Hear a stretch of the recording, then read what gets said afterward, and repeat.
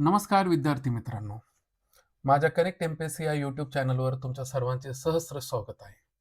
आज आपण इंट्रान्झिटिव्ह आणि ट्रान्झिटिव्ह या 2 व्हर्बमधला मुख्य फरक बघणार आहोत.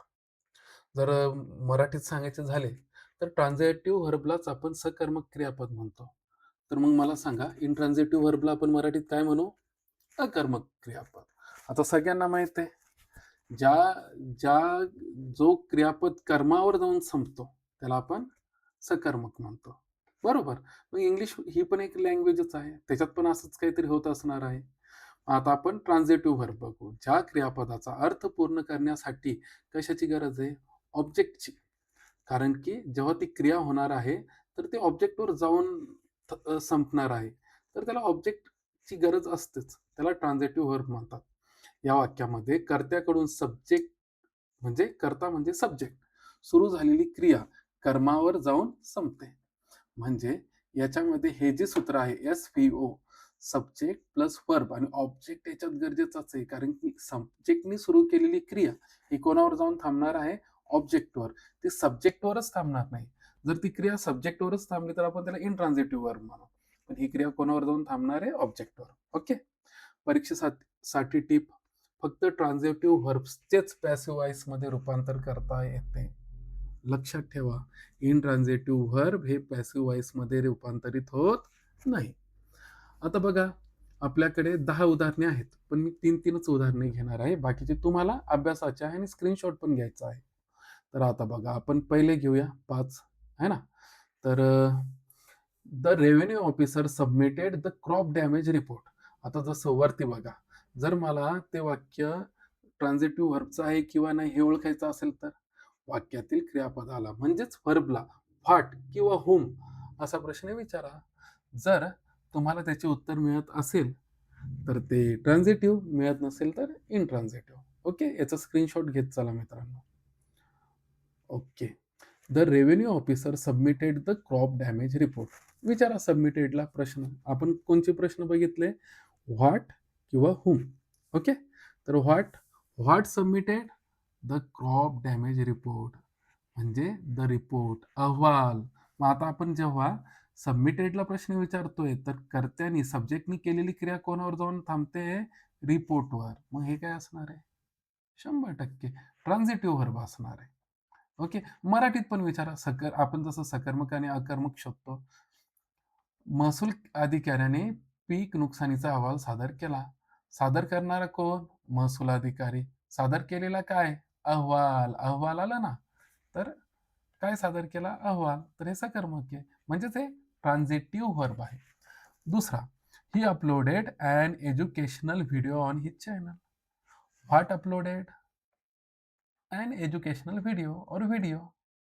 है ना? मग परत मराठीत विचारा. अपलोड करणारा कोण? तो. अपलोड केलेले काय? व्हिडिओ. बरोबर? तर या पद्धतीनं आता हे पुढचे, आता हे 10 दिलेले आहेत मी, तर आता हे पुढचे. आता याचा स्क्रीनशॉट घ्या. ओके. आता याचा स्क्रीनशॉट घ्या आणि आता याचा स्क्रीनशॉट घ्या. हे आता तुम्हाला स्वतःहून अभ्यासायचे आहे. म्हणजे तुम्ही जर स्वतःहून जेव्हा अभ्यासतात, हा व्हिडिओ झाला की लगेचच अभ्यासायचा आहे, तर तुमची मेमरी अजून स्ट्राँग होते. आता आपण पुढचं बघूया. इनट्रान्झिटिव्ह म्हणजे अकर्मक.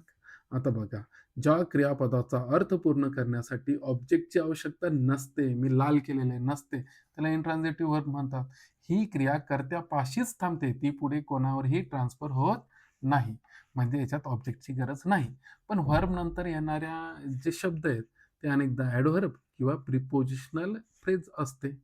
परीक्षेसाठी टिप, इनट्रान्झिटिव्ह व्हर्बचे पॅसिव्ह व्हॉइसमध्ये रूपांतर होत नाही. चालेल. आता आपण याची उदाहरणं बघूया. आता याचं याचं स्क्रीनशॉट घेऊन घ्या बरं का. बरं, पहिलं, it rained heavily in Khultabad yesterday. Khultabad एक तालुका आहे महाराष्ट्रामधला. तर व्हॉट रेन्ड? इट. बघा, आता मराठीत विचारा. काल खुलताबादमध्ये मुसळधार पाऊस पडला. पडणारा काय? पाऊस.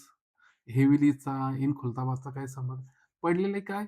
पाऊस. दोघांचा अर्थ तो कर्त्यापासूनच सुरू झाली आणि कर्त्यावरच थांबली.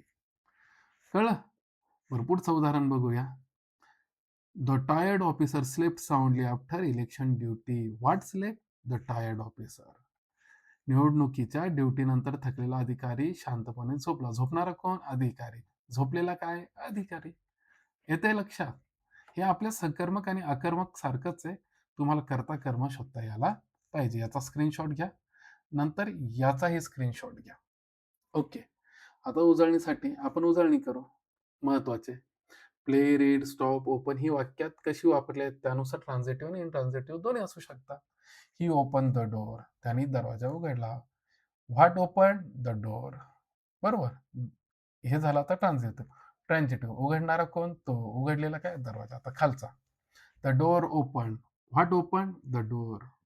डोअरवरतीच येऊन थांबली. उघडणारा उघडणारा दरवाजा. उघडलेला दरवाजा. तर या पद्धतीने अभ्यास करा. स्क्रीनशॉट तुम्ही घेतले असाल. जर तुम्हाला माझा व्हिडिओ आवडला असेल तर लाईक करा, सबस्क्राईब करा, शेअर करा आणि तुमच्या सगळ्यांना तुमच्या एक्झामसाठी all the best. Thank you.